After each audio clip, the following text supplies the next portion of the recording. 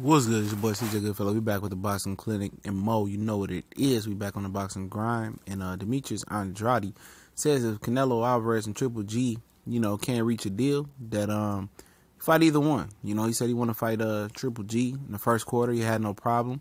He said he got to stay active, and he feel like every year is his year. And I'm calling BS here. For one, he was scared to fight this Sergey Shevchenko guy.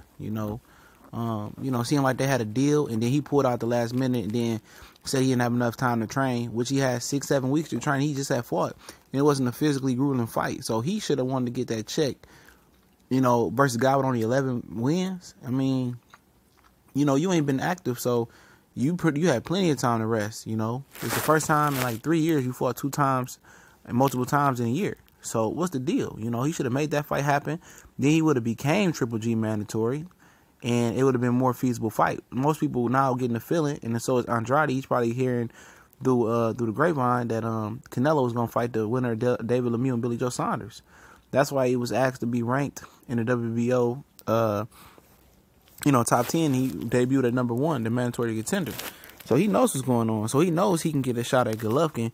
And if he would have fought the Shevchenko guy, the Sergey Shevchenko guy, sorry if I'm butchering his name, y'all know how I do, he would have been in position to fight Gennady Golovkin in March, April, or May. But he didn't want to do that.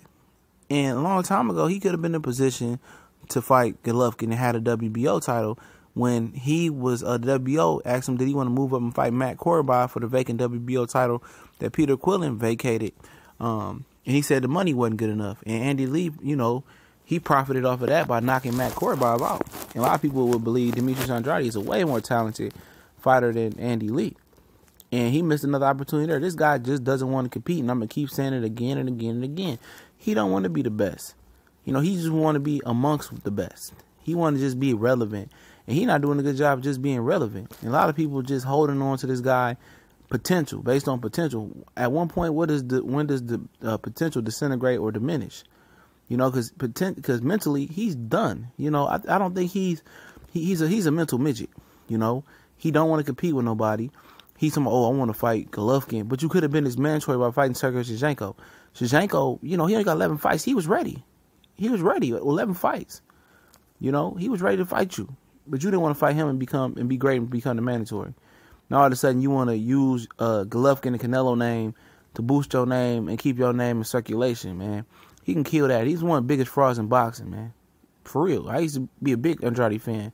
Now I see through him just like he a car window, man. I see through him. There's no disrespect here. It's just he a punk. Period. He's a punk. And no disrespect on that end, because if you don't want to compete, you don't want to throw hands with the best or be amongst the best, then retire. Retire, man. Get out the sport. This is killing me. But we go.